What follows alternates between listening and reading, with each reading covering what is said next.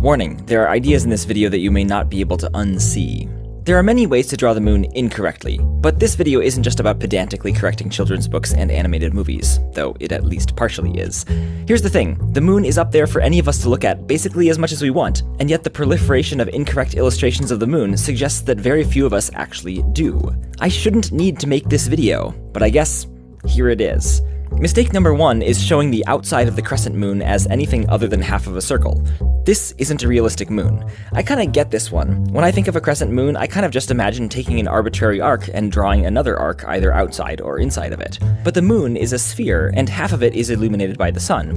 And when you look at a half-illuminated sphere from different angles, the opposite points of the crescent are always on opposite points of the sphere. And the same thing applies for gibbous moons, where you can instead think of the dark part as the crescent. Okay, technically speaking, the points are only exactly opposite if you're infinitely far away from the sphere, and if you're somewhat closer, then the crescent won't quite reach the poles. And non-half-circle moon-related shapes can form, but only during an eclipse. A shortened crescent moon can appear during a lunar eclipse when the dark part is the Earth's shadow covering the moon, and an elongated crescent sun can appear during a solar eclipse where the moon is the dark part. The ultimate point is, in any realistic moon illustration, the outer unobstructed portion of the moon will always be half a circle, so that the points of the crescent are opposite each other.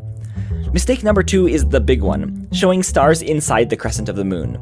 The moon is a solid rocky sphere, and the crescent is the illuminated part of the sphere. Just because the dark part isn't lit up doesn't mean you can see through it. I get the artistic desire to put something there, it's a nice negative space beautifully framed by the thin crescent. But stars are farther away than the moon, so they'll be blocked by it. If you want to put something inside the crescent, use something that wouldn't be blocked from sight by the moon, like a cloud, or Firefly, or the International Space Station. Or how about the rest of the moon illuminated from Earthshine? But no stars inside the moon's disk, unless you're illustrating a sci-fi future where we've colonized the moon and the twinkles aren't stars but are actually lights from cities. That is acceptable.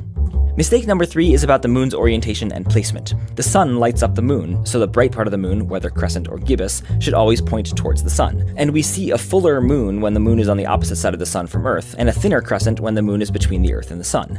So in an illustration, the fuller the moon, the farther away from the sun it should be, and the thinner the crescent, the closer to the sun. In fact, the thinnest new moon crescents rise and set almost in tandem with the sun, which brings us to number 4, the mistake of having the moon only come out at night.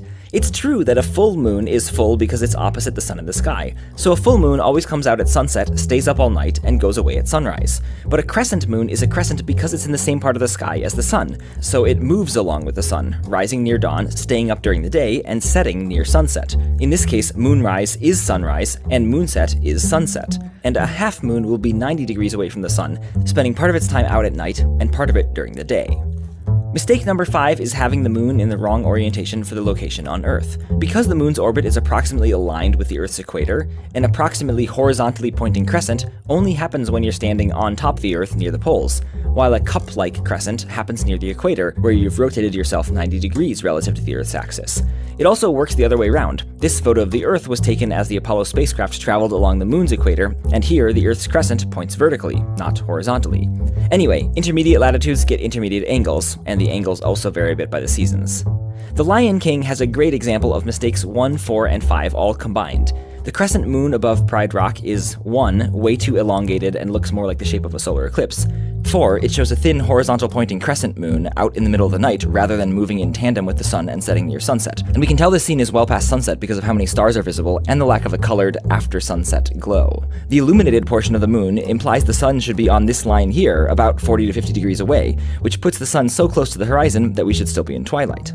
And 5, the crescent moon is pointed horizontally, much like the way the crescent moon would look in, say, North America where the film was made, but the movie is set in equatorial Africa, where a crescent moon is oriented more like a cup. Plus, when oriented vertically like this, the sun would be down here, far enough below the horizon to be past twilight and into proper nighttime, justifying the dark sky and the stars. Here's what the moon should probably look like in that scene, in case they ever decide to do another remake. If you're a Disney animator, or just any human being, here's a trick to always know what the moon looks like right now.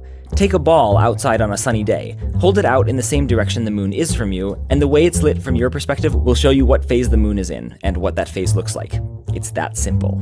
And even if you can't see the moon, you can use an augmented reality astronomy app to tell you where it should be, and you'll still get the right moon phase. P.S. Jupiter's stripes are also only horizontal when viewed from near the poles on Earth. If you're near the equator, they'll look vertical, just like how the moon turns into a cup. Just something to keep in mind the next time you're illustrating Jupiter in the sky of a tropical animated film.